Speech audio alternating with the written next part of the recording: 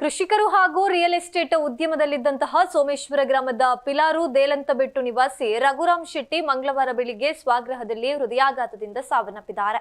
ಮಂಗಳವಾರ ಬೆಳಿಗ್ಗೆ ಲವಲವಿಕೆಯಿಂದಲೇ ಪುತ್ರನನ್ನು ಶಾಲೆಗೆ ಬಿಟ್ಟು ಬಂದು ತೋಟದ ಕೆಲಸದಲ್ಲಿ ತೊಡಗಿಸಿಕೊಂಡಿದ್ದ ರಘುರಾಮ್ ಅವರು ದಣಿದ ಕಾರಣ ಮನೆಯೊಳಗೆ ನಿದ್ದೆಗೆ ಜಾರಿದ್ರು. ಮನೆಗೆ ಬಂದಿದ್ದ ಸಹೋದರಿಯು ರಘುರಾಮ್ ಅವರನ್ನ ಎಬ್ಬಿಸಲು ಹೋದಾಗ ರಘು ಅವರ ದೇಹವು ಪ್ರತಿಕ್ರಿಯಿಸದೇ ಇದ್ದಾಗ ವೈದ್ಯರನ್ನ ಕರೆಸಿ ಪರಿಶೀಲಿಸಿದ್ದು ವೈದ್ಯರು ಹೃದಯಾಘಾತದಿಂದ ಸಾವನ್ನಪ್ಪಿರುವುದಾಗಿ ಖಚಿತಪಡಿಸಿದ್ದಾರೆ. ಜನವರಿ 12ರಂದು ರಘುರಾಮ್ ಶೆಟ್ಟಿಯವರ ಬಾಬಾ ಅಂದ್ರೆ ಸಹೋದರಿಯ ಪತಿ ಚಂದ್ರಹಾಸ್ ಶೆಟ್ಟಿಯವರು ಶಬರಿಮಲೆ ಯಾತ್ರೆಗೆ ತೆರಳಿದ್ದ ವೇಳೆ ಹೃದಯಾಘಾತದಿಂದ ಸಾವನ್ನಪ್ಪಿದ್ರು.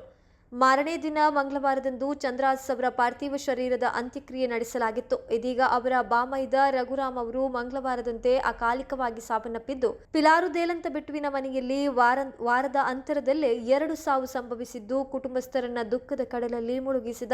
ರಘುರಾಮ್ ಅವರ ಸಹೋದರ ಪುರುಷೋತ್ತಮ್ ಶೆಟ್ಟಿ ಅವರು ಸೋಮೇಶ್ವರ ಪುರಸಭೆಯ ವಿಪಕ್ಷ ನಾಯಕರಾಗಿದ್ದು, ಸೋಮೇಶ್ವರ ಪುರಸಭೆಯ ಉಪಾಧ್ಯಕ್ಷರಾದ ರವಿಶಂಕರ್ ಸೋಮೇಶ್ವರ, ಸ್ಥಾಯಿ ಸಮಿತಿ ಅಧ್ಯಕ್ಷರಾದ ಪುರುಷೋತ್ತಮ್ ಗಟ್ಟಿ ಪರ್ಯತೂರು, ಮೂಡಾ ಅಧ್ಯಕ್ಷ ಸದಾಶಿವ ಉಳ್ಳಾಲ್ ಮೊದಲಾದ ಗಣ್ಯರು ಅಂತ್ಯಕ್ರಿಯೆಯಲ್ಲಿ ಪಾಲ್ಗೊಂಡ್ರು. ರಘುರಾಮ್ ಅವರು ಪತ್ನಿ, ಓರ್ವ ಪುತ್ರ, ಸಹೋದರ, ಸಹೋದರಿಯನ್ನ ಅಗಲಿದ್ದಾರೆ.